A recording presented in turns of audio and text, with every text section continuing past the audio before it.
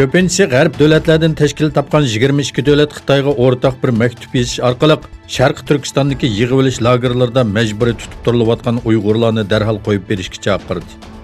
Birlashgan Davlatlar Tashkiloti Kishilik huquq komitetiga yozilgan bu maktub tunji qitim muncha ko'p davlatlarning o'rtaq imzolab xat yozishi hisoblanadi.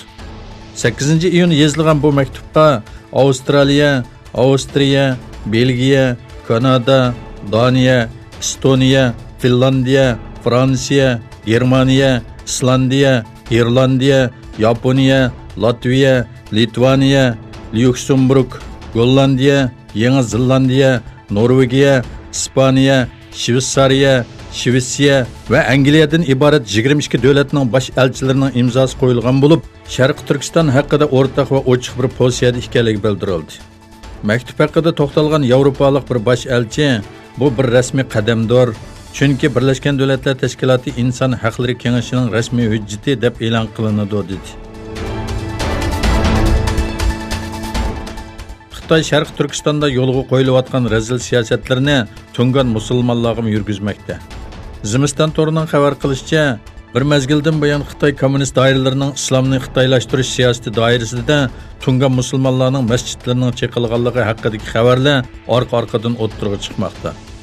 Eng yangi uchurlarga asoslanganda Shanxi o'lkasining Baoji noyisida masjidlarning qutba va munorlari, ishik va derizlari cheqilib o'zgartirilgan va ishxona binosiga o'xshatib qo'yilgan.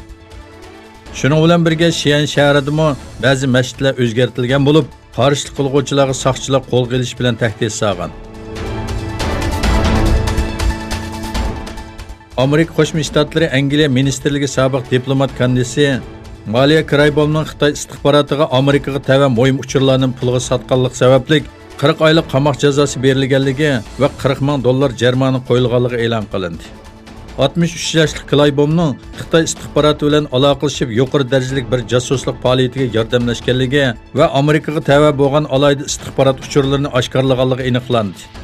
Bu vaqtdagi bayonotda Tashqi ishlar ministrligida ishxona boshqarish mutaxassisi bo'lib xizmat qilgan Kraybomning 2017-yildan buyon Amerika Adliya ministrligida ishlaydigan, lekin Xitoy davlat bexatarligi ministrligi uchun xizmat qilgan bir xodimga uchurlarni oshkorlaganligi va buning badliga 5 yildan buyon minglagan dollar va qimmat bog'liq sovg'a olganligi bildirildi.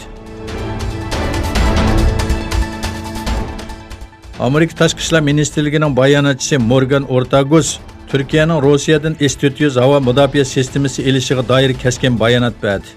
U bu hava müdafaa sistemasi haqida har kuni yangi ma'lumotlarga erishganligini ta'kidlab, men bu masalada Tashqi ishlar ministrligi Pompeo'ning va ministrlikning tasavvur qiluvsiz darajada qat'iy turganligiga ishonaman. Men va ministr Pompeo maydonimizning o'zgarmaydiganligi haqida bir narsa demadi dedi. Birleşken Devletler Teşkilatı Baş Katibining bayonotchisi Farhon Haq Liviyada Fransiya va Arab Birlashma Xalifaligi tava boshqarilgan bombalar bayqalgandan keyin barliq davlatlarni Birlashgan Davlatlar Tashkiloti Xavfsizlik Kengashining embargoga xiloflik qilishiga doir ehtiyojli ma'lumotlarni ta'minlashga hamkorlashishga chaqirdi. U barliq davlatlarning Birlashgan Davlatlar Tashkiloti Xavfsizlik Kengashining embargoga xiloflik qilishga doir ehtiyojli ma'lumotlarning ta'minlanishi jihatda hamkorlashishni umid qilamiz dedi. Liviyada general Xalifa Xaffarga qarashliq bir lagerda o'tgan oyda bayqalgan boshqarilgan bombalarning Fransiyaga tava ekanligi o'ttirg'i chiqqan bo'lib, Fransiya Mudofaa ministrligi bayonot e'lon qilib, bularning Fransiyaga tava ekanligini e'tirof qilgan.